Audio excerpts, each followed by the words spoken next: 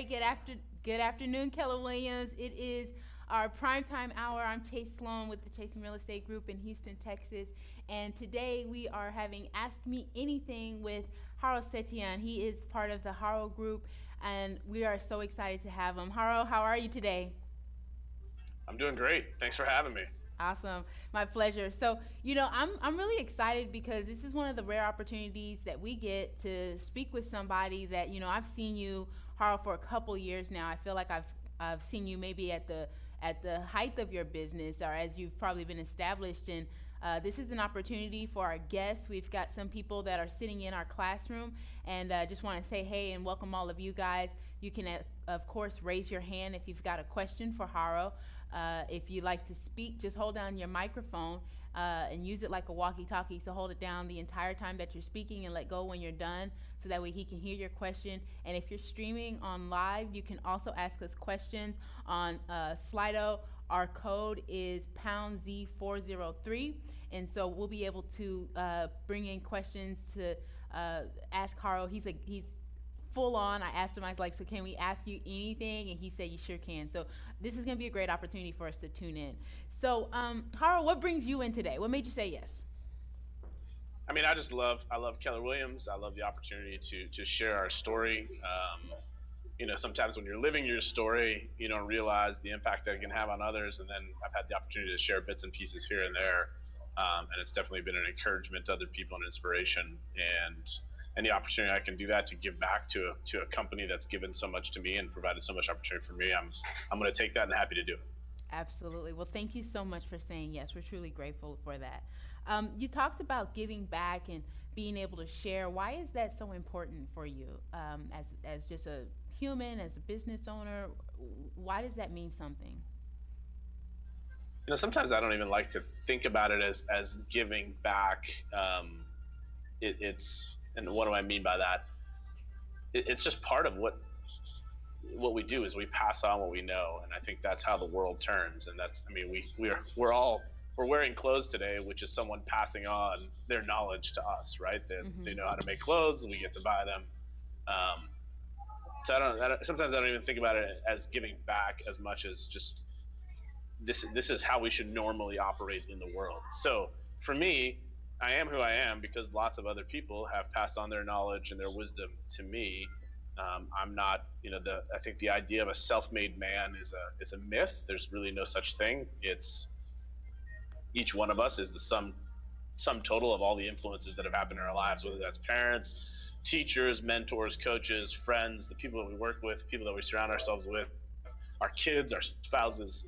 No one's self-made, and it's important to me to pass this knowledge on because I learn something every time I do. So there's a little bit of a selfish thing in there, and I know other people benefit from it. I just had feedback. I was spring masterminds in Florida and just had feedback from. I teach career visioning, and I taught it last year up in Maryland, and a good friend of mine was in the class, and he told me how he and his executive assistant spent 2 or 3 hours discussing one of the things that sat down and discussing one of the things that we talked about in the class that day, and I had no idea, and it basically changed some key aspects of their business, which was just an encouragement to me. So you never know when something that you say is an encouragement and inspiration to other people. Absolutely. And I love how you talk really essentially about having giants in your life and then becoming a giant in return. So, I want us to think back, Carl. Let's talk about your first year in real estate. Do you remember it? Remember who your team leader was and what that experience was like for you?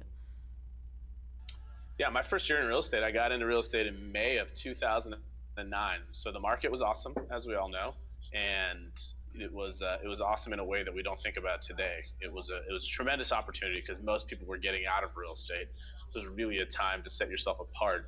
And I joined a team. I was a buyer's agent on a team and was with them about 14 months um, in a market center that's not too far from where I'm sitting right now. And that was, my first year. I sold 33 houses as a buyer's agent on that team, and there's 7 or 8 agents at the time on that team, and I became number one pretty quickly. And it was a great start, and I'm very thankful. Dan Hamilton was the guy that had the team. I'm very thankful to him and the opportunity I had to work with him and his team for that time. And that, once we ended up parting ways, it was gave me a great what's the word? great foundation on which to build later. Mhm. So did you start off straight into a team, or were you ever a solo agent? So I was a solo agent after I was on the team, but not previous to that. Okay. So thinking back to that and just thinking about that foundation that was built as a team and then as later as a solo agent, I've got a question online. What are three things that you would tell a new agent that's here at KW now and ready to get into the industry and go big right away? Number one is find find someone that you can model after, a human that's willing to pour into you, that you can model after, and build that relationship and get all the knowledge that you can from that individual. So that would be number one. Number two is I would get a lot of us, because in the beginning buyers are a little easier business to find and work with. We tend to gravitate towards that, and really we know from the Millionaire Real Estate Agent book that listings are the name of the game. And every moment that you spend working with buyers, this is going to be hard to hear for some people. Um, every moment that you spend working with buyers is time that you're not spending strengthening the muscle of being a listing agent. Mm. So yes, we need to all meet our cash flow needs, et cetera, et cetera. I'd just be really, really careful and make sure that my focus is highly on listings. So that's number two. And then number three, I would make sure I was reading and learning as much as I could. I mean, obviously you've got a mentor, but the go read, go to classes, get around other people. So those would be the three main things. Those are really good. You talked about finding someone you can model I'm, after. I'm, I'm like thinking of like 4 and 5 and 6 too. So it's Yeah. Absolutely. So did you the have a six the six main things. 15 things to do? No. The six one things. How about that? I think that's the new book coming out. I heard it Right. from a birdie.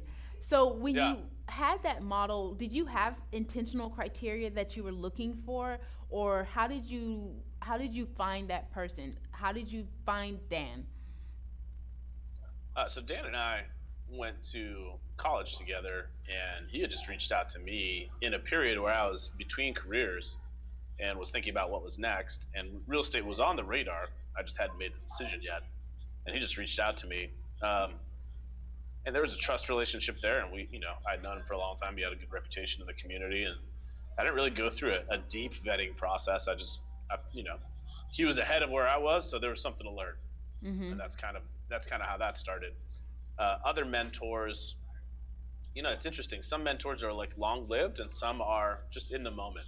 Mm-hmm. So every conversation, every interaction has something for you. In fact, got to launch a market center 2 years ago, and one of my investor partners was someone I recruited back to Keller Williams. He had left Keller Williams, and I recruited him back to Keller Williams to be an investor partner. And the funny thing is, when I got started in real estate, he was in the office that I got started in, and I would go to his office regularly to pick his brain. If I had a deal and I was trying to figure out how to handle some communication with a client, I would go to Sunil's office and talk to him. And so that he was a mentor of sorts. And now, we're partners in a market center. And so you never know where mentors are going to show up and who they're going to be. I just happen to be someone when someone I can tell someone has the knowledge I'm looking for. I'll be a bugaboo until I get it. I like that, being a bugaboo. So what were like you doing even today? I was flying back from masterminds, Mm-hmm. and I'm in Gary Keller's group. I have the privilege of being in that mastermind, and I had posted a challenge I was dealing with in the group, in the Facebook group, and one individual that I've never even met mentioned, "Hey, if you want to call me, I'm happy to talk about that. I've got a lot of experience with that." So she and I talked for about 30 minutes today while I was sitting in the airport, and my mind was open to a whole new world of things that I hadn't considered before. So that was awesome. And she that may be a mentorship relationship, not a huge scale one, maybe not a long-term one, but I'll probably call her a few more times on that topic in the coming year. It seems like you're very humble in that regard, in regards to just asking questions and being a student, sitting at people's feet. What did you do before real estate? That's always a fun question.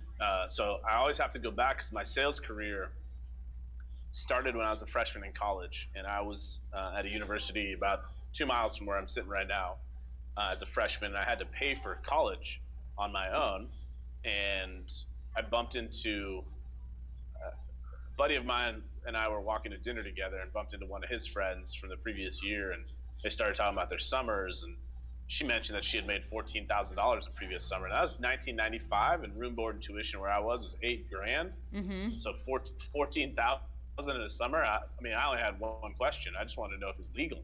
Mm-hmm. Yeah. Most questions. Yeah. Yeah. So I talked to her, and it was a straight commission, selling books, educational books, door to door, 6 days a week, all summer long.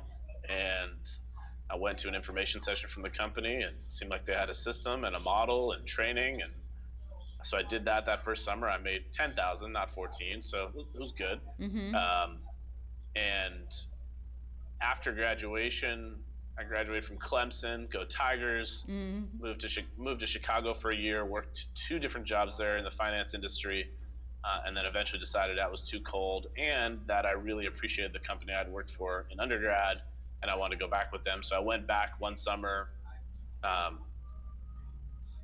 then spent the following year in Armenia, and then I went back another summer, and then eventually went on with them full time as a recruiter and a sales trainer, sales manager I had 4 universities in South Carolina that I was responsible for. And so it was recruit all year, and then recruit and train all year, and then sell during the summer. And it was an internship program. And if you think selling door to door is hard, try selling people on the idea of selling door to door. That was sounds, the that sounds like something I want you to knock on my door and start asking me about. So, I want us to shift, talking a little bit about your business. You said that you got in the business in 2009, so about 10 years now. You've been in real estate. Can you tell me a little bit about what's your biggest struggle? What have been some of your key failures that have really defined who you are now as a business person? Wow, I feel like there's so many. As I think about our real estate business, our company, I think 2 of the biggest, maybe the 3 of the biggest challenges that we've had since the beginning. And I did my best to follow, or what I thought was my best to follow, MREA. Mm-hmm. As I was growing it. And number 1 is I wasn't listing focused. I started in a market that was a very heavy buyer's market, and then I was a buyer's agent. And then by the time the team started growing, I gave away job after job on the team. I stepped out of buyers, and then by end of 2014, I stepped entirely out of listings, and that gave me about 2 years of being a listing agent. Mm-hmm. And so we never got to where we're extremely strong in that, and so that we had a really strong listing side business. So fast forward several years, by 2000, but we had a really strong leader on the buyer side, so the buyer side kept growing. In 2016 or 2017, our business was 75% of the GCI was from buyers and 25% was from listings. This year, we're like 42% listing, 58% buyers, so it's much more balanced now. And that, I can go into it in more detail, but that takes a tremendous toll on the P&L. It also means you have a lot of people, which adds a lot of complexity to the business, which can make things harder, especially if some of them are not the right people, and we had that too. So not being a listing focus, number 1. Number 2, when I hired my first assistant, it wasn't somebody, in fact, I don't know if you can see it. You guys can see that poster right there. That's the 10 mistakes that keep agents from being millionaire agents. Mm-hmm. That one of the mistakes there is that someone doesn't take a stand on their first hire. So my first administrative hire was not the right person to grow the administrative side of our business. So what happened was I kept hiring, and those people responding to or answering to me, and we never really built a solid foundation on the administrative side. But then we did start hiring salespeople, and I had a very gifted leader on the sales side, and that was growing really fast. but we were always trying to backfill the administrative side, and it was never quite right. And by 2017, which was our highest sales year, things began to unravel, and we've been over the last year and a half really paying attention to fixing that stuff and having the right system and infrastructure in place. So that was number two. Number one was not being listing focused. Number two was not hiring the right administrative person on the front end, who would then hire the next administrative person and build out that. And I didn't do that. The third one was that on the P&L side, we can call it a mistake. I mean, I think sometimes or failure. I don't know that I understood the impact. I understand it very clearly now, but the impact of, in the MREA, you see this 40% margin and netting $1 million. It's like, man, I'm going to do that. So we just started running hard towards that, and then we got to the 2.4 million in GCI that's in that book, and there wasn't $1 million in the bank account, and I started scratching my head. I'm summarizing this a lot, so for sake of time. Yeah. But what we realized was that the average GCI in the MREA is 7,500. Well, from 2012 to about 2016, we were somewhere between 5,000 and 5,500. So if we just say 5,500 and 7,500 that's in the book, that's $2,000. And if we sold just under 500 transactions, and I'm just gonna use the number 500 in 2017. So 500 times $2,000 is $1 million. Wow. Yeah. That's not available to our P&L. And if we've already paid all our expenses, that would have all been profit. Yeah. So that was a big, once we started getting a grip and an understanding of that, we really started focusing on price point and making the adjustments necessary there and finding other ways to raise revenue through the transaction. And this year, I'm proud to say we're at our highest GCI ever. We've increased it over $1,500 per transaction from last year. So that's really been awesome. But those are the three biggest mistakes: not being listing focused. Number two, not hiring the right administrative person. And then number three, not really having a grasp of all the ins and outs of the P&L. Awesome. And I'm with Brian. Brian made a comment. We all want a copy of that poster. So wherever you decide to share it, just send us a link so we can get that. You know who has that? That's Ken Pozek sent me that file. So that was from something Gary said in Mega Camp or Family Reunion a couple years ago. He went through a slide presentation with those 10 mistakes, and then Ken Pozek made a nice poster out of it, and he sent me that. So if you know Ken, I mean, I could figure it out. I could send it to you, Chase, if you want to, or Brian, if you want to email me, haro@theharogroup.com. Happy to help. Awesome. So when you made that key decision to take a stand on your hiring, how did you get clarity on that? Did you have a coach at this time, and who's helped you identify your areas of improvement? I've had a coach, I mean, ever since, I got off the team late 2010 that I was on, and didn't know how to list, didn't know how to do anything other than work with buyers that were from the internet, which is what I had done on the team. And I was just getting started in my career as a solo agent back then. This is late 2010, like I said, and I hired a coach right away. And I was actually $50,000 in debt, and I hired a coach and an assistant right away. And so I've always had a coach. Yes, coaches have been every step of the way. Maps. That first one wasn't Maps, but ever since then, I think it was 2011, maybe early 12, I hired my first Maps coach, and we've been with Maps ever since. How do I take stands on hires? That's been an evolution. We've evolved through a lot of things, and I think the current place that we're at is the strongest we've ever been, where last year we spent a considerable amount of time rediscovering our core values. And I use that word with a lot of intentionality, because the core values are who you are.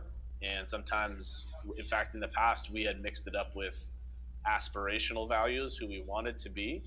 And when we weren't, there were people, it caused dissonance in the organization where we would articulate things that were in truth aspirational values as core values, and we weren't living that. people felt like we were being hypocritical, and that caused some dissonance in the environment.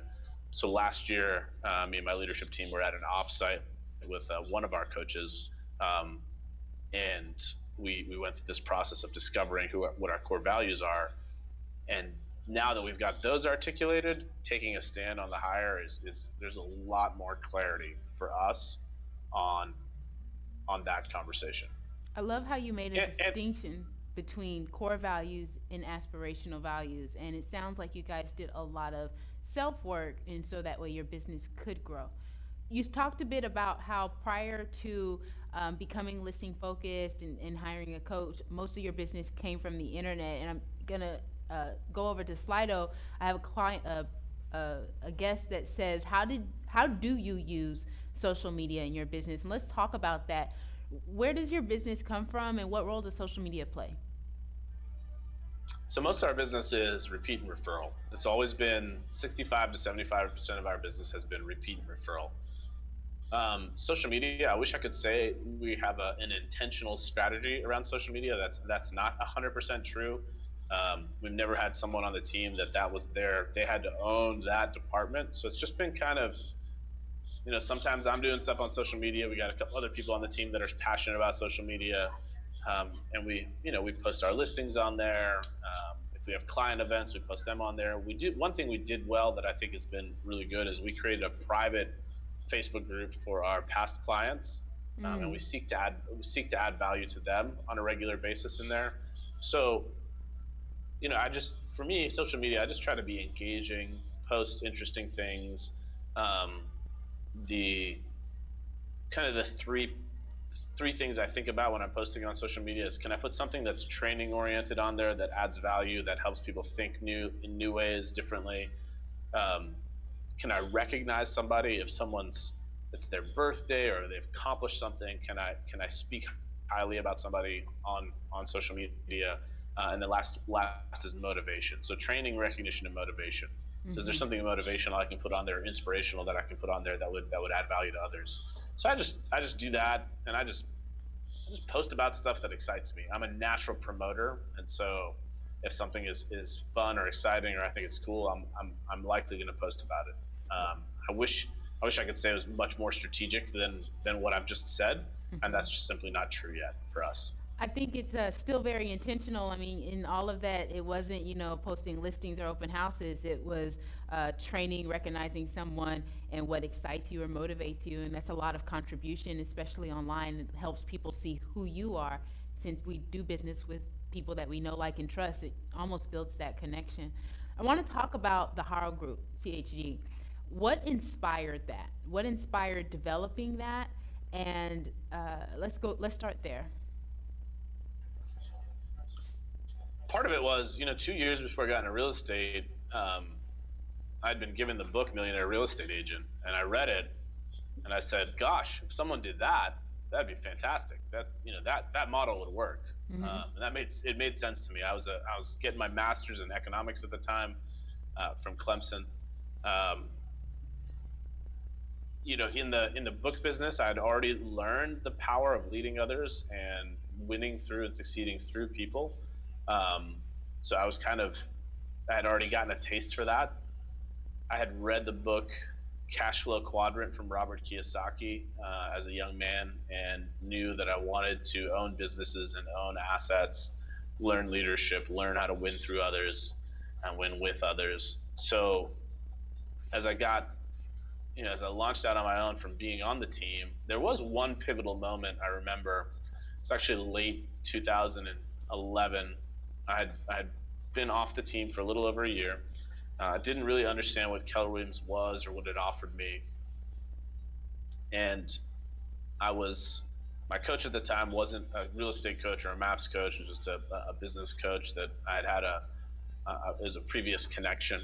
And he realized that my brain is a little bit, chases squirrels. And he said to me, because I just kept talking about different opportunities and different things I could pursue, and he said, you really need to decide what you're going to do, and are you going to stay with Keller Williams, or are you going to go on your own, or are you going to go, Coldwell Banker, Remax, what are you going to do? You need to make that decision and just settle it in your mind, so you don't ever have to revisit that one again. And I said, yeah, that's probably a good idea. Interestingly enough, I had late 2009 had the opportunity to buy into a new market center that was launching not far from where I live. And so I was an investor, and the region, you're supposed to go to this class called FSO, or Franchise Systems Orientation. And I hadn't gone yet. It's late 2011 now, 2 years later. And I hadn't gone yet. And the region was kind of doing some compliance work and said, hey, my OP was like, you need to go to this. So I went late 2011. And it was in Austin, and Mo was teaching it, which was an amazing opportunity. And it was a 4-day class back then. So it was like Monday all day through Thursday all day. And Mo pretty much taught the whole thing. And just the amount of energy and vim and vigor that takes was impressive.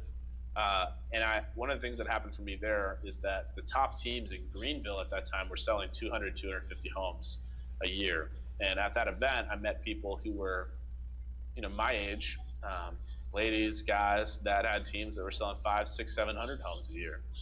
And I just was like, well, if that can be done, why don't we do it? So that was kind of my mindset, in that how can we get that done in Greenville? So I just, when I came back, it was like, let's just try. Let's, see what we can do. Now, at this so it was time, a matter. at this time, was it just you, or were you already working with a group of people and it was just less defined, or what was the size of your organization at that time? I think I just had one part-time assistant at that point. Okay. Awesome. And then, that first coach, when I had that part-time assistant, that first coach was really, he said, hey, he helped really vision for me. He was like, one day this company is going to be somewhere people are lined up out the door to join. And he sat down with me and made me, write out a mission, vision, and values, even though it's just me and one other part-time person, and just really honed in on that and just think big for the future. So that was really, really helpful. So we talked about your mission, vision, and values. So what is your mission? And does it differ from your team's? What's your personal mission, and how does that differ from the Haro Group? I don't know that it does differ. The thing that's most important to me is that, and I'm very clear about this with people who join our company. We consider ourselves a Christian company. Faith is very important. And I think most people of faith have this divide between, this is my faith, it happens on Sundays, and maybe, I read my Bible and pray every morning, but it doesn't really affect how I work, and God doesn't really have any interest in my work. And that's actually not true. And scripture doesn't even support that at all, but that's kind of the mindset of most of religion, and definitely most of Christianity. And my passion is that people can live their faith through their work. And I don't mean in a cheesy way where they're beating people over the head with Bibles and Jesus, but it's about helping the community thrive. It's about bringing life and joy and peace in the transaction, in the relationships at work, to the community, to the city, to Keller Williams, to our market center, to each other, to each other's families, and making all those things just better. And so that the mission statement, as we've said it, is we work heartily to see the communities our sovereign God has placed us in thrive. Work heartily is about, we don't see work as a curse or a 4-letter word. It's a beautiful thing, and we're thankful to have the opportunity to do it, because work is simply adding value. The only way you get paid for work is that it's valuable. Money is just an exchange of value. So if I do something good, you pay me. I buy this shirt because it represents value to me. So we don't see work as a curse or something to escape from. It's something that's beautiful. Work to see the communities our sovereign God has placed us in thrive. Obviously, we believe in the Father, and that He exists, and that our lives, sometimes all of us will say everything happens for a reason, and we firmly believe that. This transaction's going this way, and it before eternity, God knew that would happen that way. This relationship's going this way, and so all of those things are for a reason. The communities, we see each other. This company is a community. We see each of the families that are represented by people here. Those are part of the community that we're part of. Our clients are in community with us. We're part of the Keller Williams community. We're part of the real estate community. locally and nationally. We're part of we're part of this city. So how do we make the city a better place? So all of that, how can we make our business make all those things a little bit better? And it's, most of the time it's not in big moments. It's just little moments day by day, compounded over time, where we're having that impact. So that's our mission statement. Awesome. I feel like you asked me another question there and I can't remember. Well, what it was really just, but I see how it all blends together, your personal mission and really what you do, which it's going to be natural that those two things intercede and become one. You say a lot about the community and how your team works within the community. How big is your team now, currently? We have 23 people currently stateside, and we have 4 VAs in the Philippines. Oh, wow. So you've got 23 stateside, 4 in the Philippines, so it's a total of 27, and that was from the time of 2011 to currently 2019. So in a span of about 7 or 8 years, you were able to grow to this size. Yeah, and that's not even the biggest we've ever been. We were up to 33 people at one point in Is late bigger better? 2017. Is bigger better? Say it again. Is bigger better? In our case, it was not. Not that it couldn't have been, but it wasn't. We were doing growth for growth's sake, and it got sloppy, and we got in business with people we didn't need to be in business with, and didn't have the right systems to support the infrastructure, so people were overworked. There was a lot of inefficiencies in the system, and profits weren't that good. So, in our case, no, bigger wasn't better, but that doesn't mean that's always the case. I can certainly see a world where bigger is better, but that time of us being bigger wasn't better. Awesome. I'm going to take a couple questions from online. What's one of your favorite things about KW, and do other companies still try to recruit you? I haven't had anyone try to recruit me. I was once approached about launching a Remax franchise. I was once recruited early on, it was about 2 years in, to run another small brokerage in town. And I'm trying to think. There's been no other serious attempts to recruit me at any point. So that's kind of funny. And then the other question you asked was, what's your favorite thing about Keller Williams? My favorite thing about Keller Williams, I think it's the people. It's just I just have a lot of relationships. Like, I go to events and I come back and I'm sometimes I'm sad because it's like, man, I love seeing all those people and I'm not going to see them again for 3 or 6 months. And so I would say that's my favorite thing, the people. I think also just the fact that there's a unlimited opportunity, whatever way you want to go, whoever you are, whatever your skills are, there's something and there's some place for you in the world of Keller Williams. Awesome. Now, you said going to events, you've mentioned Spring Mastermind, FSO. What is your favorite course to attend or event? That's hard.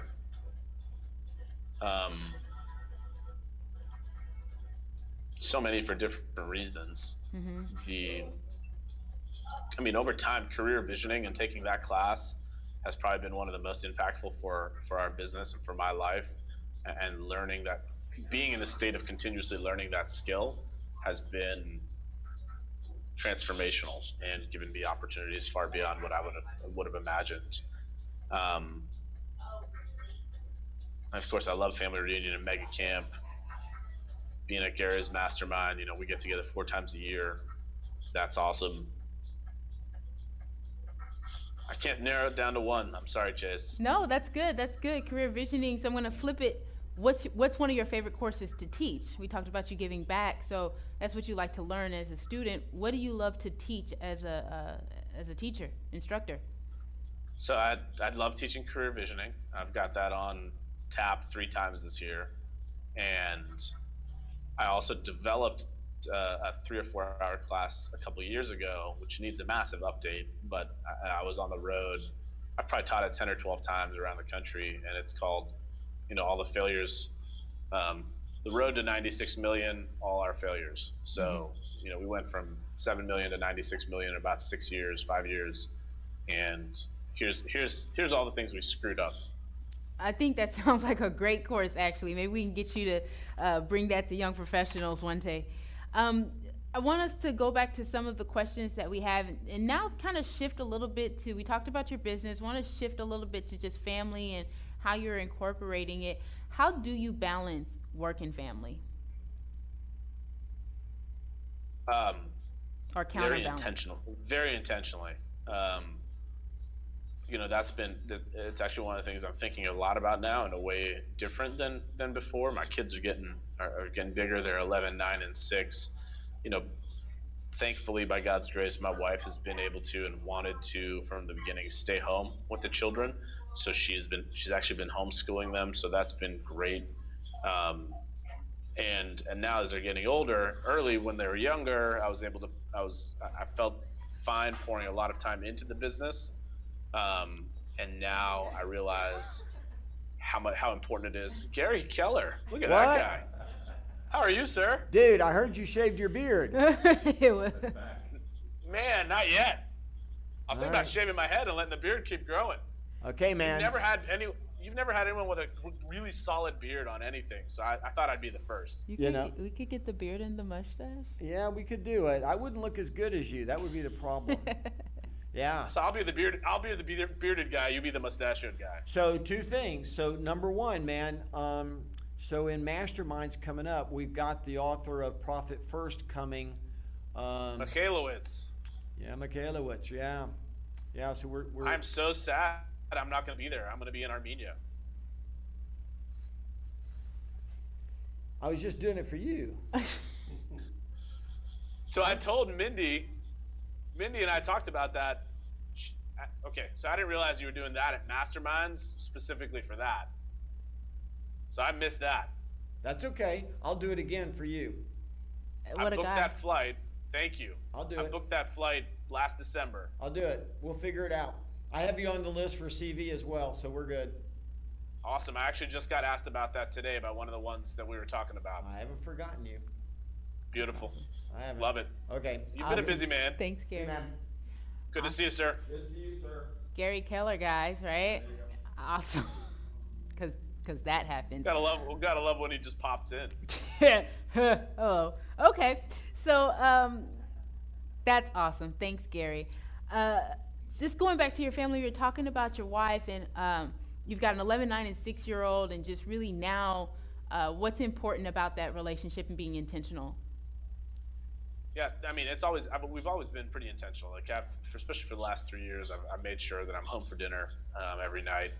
That wasn't the case the first 4 or 5 years at all. And at this point, weekends are pretty much, I'll do stuff if something needs to be done, but I'm there present with the family. My wife and I go away every quarter for a weekend. That's been a huge part of it.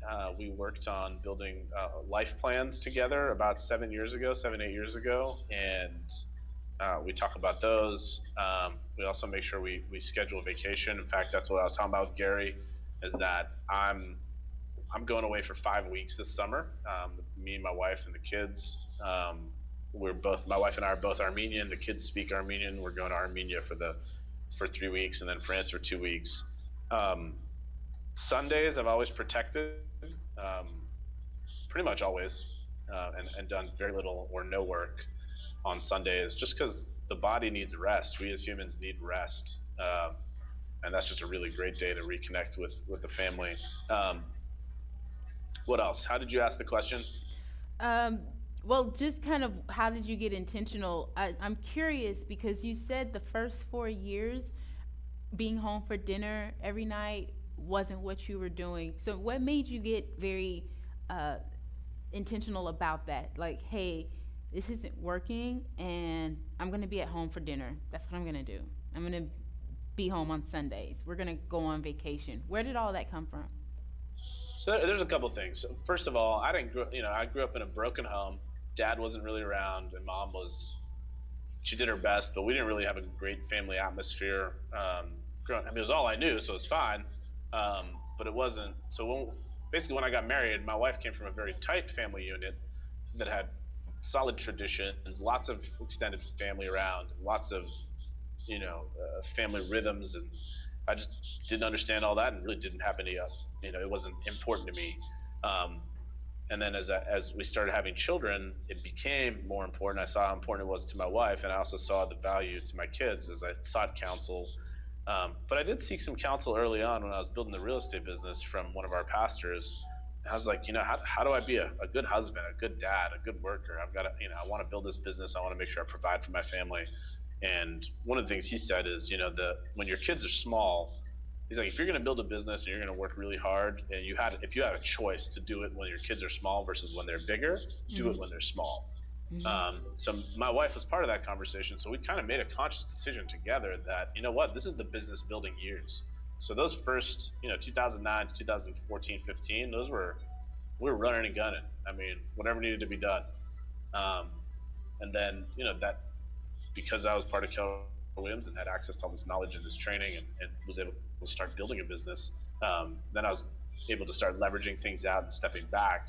So I think part of it was just good counsel and then good intentionality. Not that, I'm still distracted by things sometimes. I think these things can be so bad for us and family life and rest and being present. So I'm always, I'm back and forth. It's a love-hate relationship with this thing. Do you turn your phone off? I do. I actually have two phones, and the one I just held up, generally stays at the office in the evenings and on weekends. Then I have another one that very few people have that number, and that's my home phone, if you will. So you got intentional about that. So I want to ask, what's one important decision that you choose to make this year, 2019? What's happening with Haro? So my health is becoming more of a priority to me. That's not something I've ever made a priority. And I'm by no means old, but something definitely switched in my late 30s, and now I'm 41. Something definitely switched, and I'm realizing that I've got to give this a higher level of emphasis in my life. So I'm in the process of hiring a trainer right now, and I've hired a nutritionist. And that's just one area that before it was kind of like work would come before that. And now I'm realizing that probably needs to be before work, which is, I know a lot of people would agree with that. And a lot of people that are very successful would say that. And I never saw the need for it or understood. But now as I'm getting older, my body's not the same body it was 15 years ago or 10 years ago. And, I've worked hard for the last 10 years, and there's it's just something I'm realizing I need to pay more attention to. So what do you do to relax now, knowing that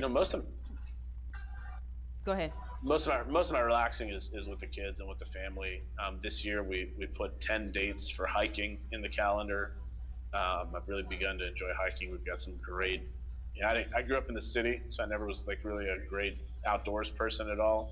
But here in the upstate of South Carolina, within an hour's drive or 30 minutes drive, really, we've got some amazing places to hike and see, which is fantastic. And the kids love it. My wife loves it. So it's a great family thing to do together. Any favorite so we're parks enjoying that. or most memorable parks that you guys have hiked in the past year or so? Well, we really just started it, so we're only 2 hikes in. Okay. So we've got 8 more to do this year. So nothing super favorite yet. There's one that just me and my wife did that I actually just went on with my leadership team. It's just this waterfall nearby it's actually kind of it's not very well known, but it's absolutely stunning. And I don't know, it's a kind of a strenuous hike, so I wonder if that's why people don't know about it as much. But it's only 180,000 people watching. It won't get out. Don't worry. Don't worry. I won't. I'm not saying the name. You notice that? I didn't even say the name. Yeah. Absolutely. And so, let's see. What? Here's a question I've got for you. What did you do last year that gave you the strongest feeling of self-respect? What did you do last year that gave you the strongest feeling of self-respect? It's an interesting question. I think it was, late 2017. I had stepped out of the business for about 18 months, 18, 24 months, 2016, 2017, to launch a market center. And that took longer than I thought it would. And it took more energy than I realized it would. In 2017, I stepped back into our company, and realized that, not everything was as it needed to be. And so I kind of went on this process of how do I figure this out, and how do we right this ship? And there was actually went from having one coach to 3 coaches, and did a lot of reading. And I think the thing that helped the most was that we started following a system for our leadership team for our company called EOS, Entrepreneurial Operating System, which is from the book Traction, which is the sister book to Rocket Fuel, which a lot of people have heard of, and actually Gary has had us read. And we started running that system, and it really helped me realize what my strengths and weaknesses were and what my role was in the company.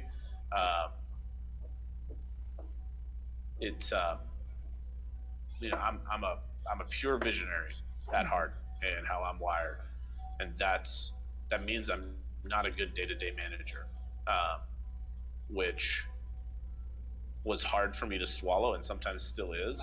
And I've got a great person that does that for our company.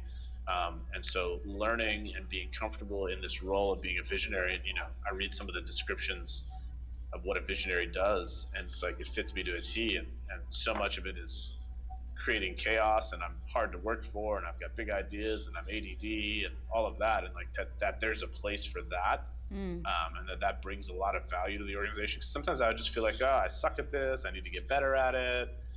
Whether it was accountability conversations or being consistent all the time, and many of those things are not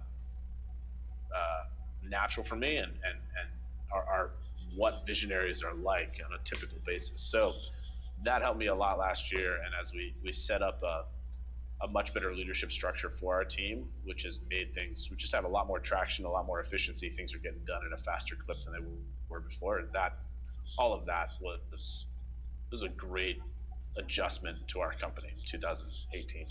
I love how you share that, some of the characteristics of a visionary are often unpopular, or they can be difficult to work with, or don't always make sense to a lot of people. How did you learn to let go of what could be perceived as flaws? What's wrong with me?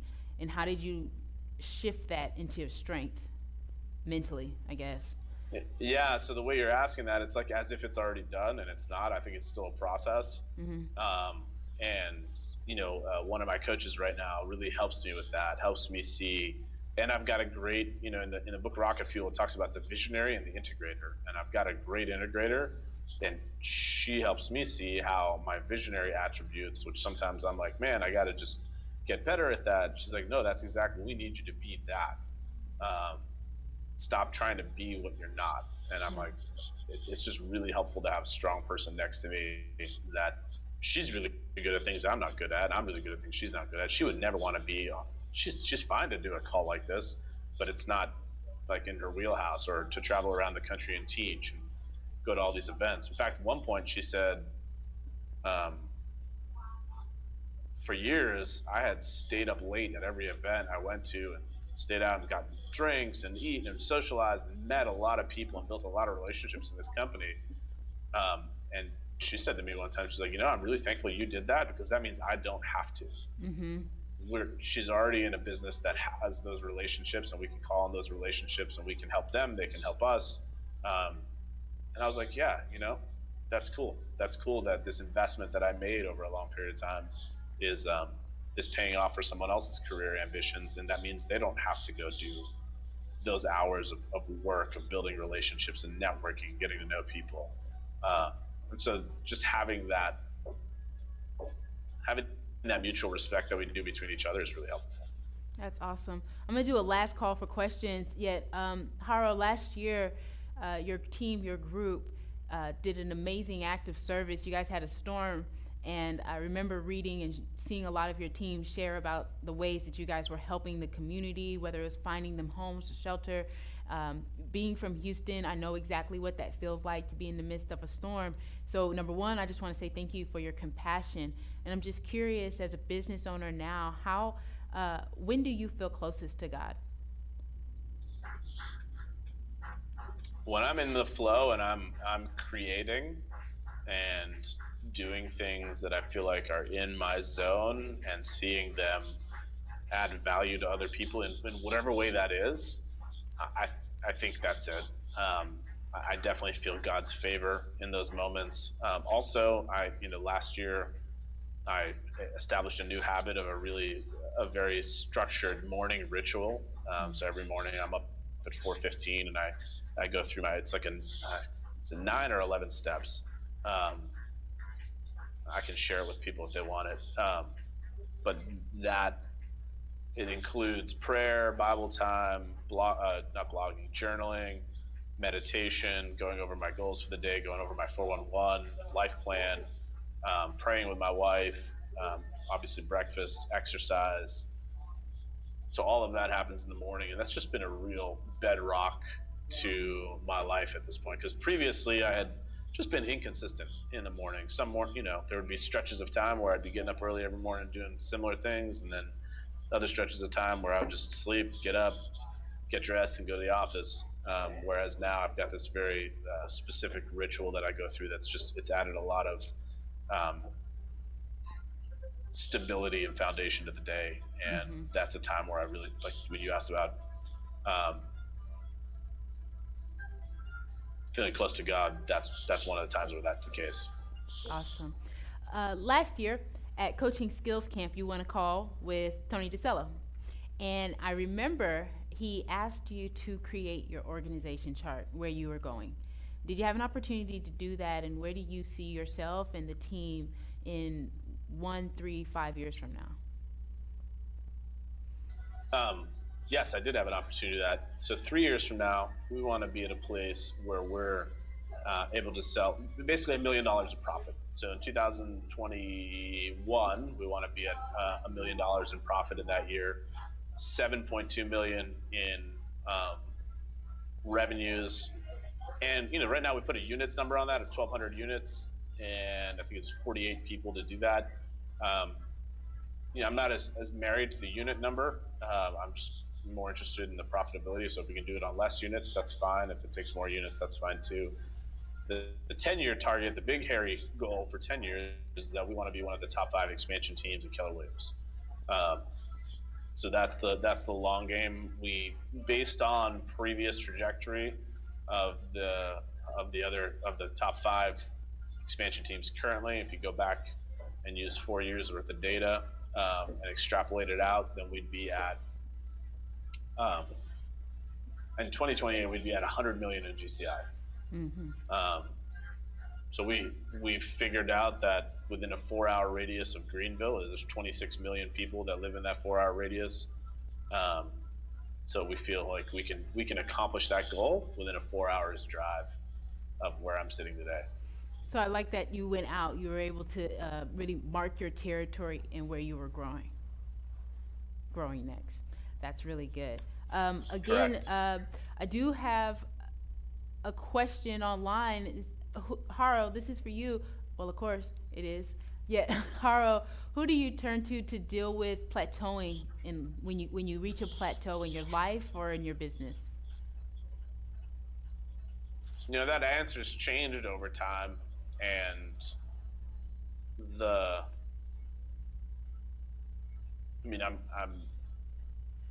frankly, Gary is someone that I've talked to several times.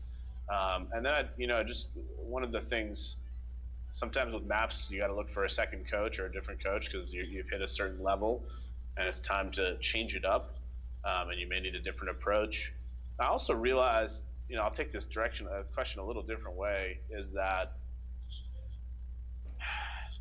what is a plateau? I think there's also John Vandergeist, who works there at KWRI, is actually a MAPS coach as well. Actually, I think he's just a MAPS coach.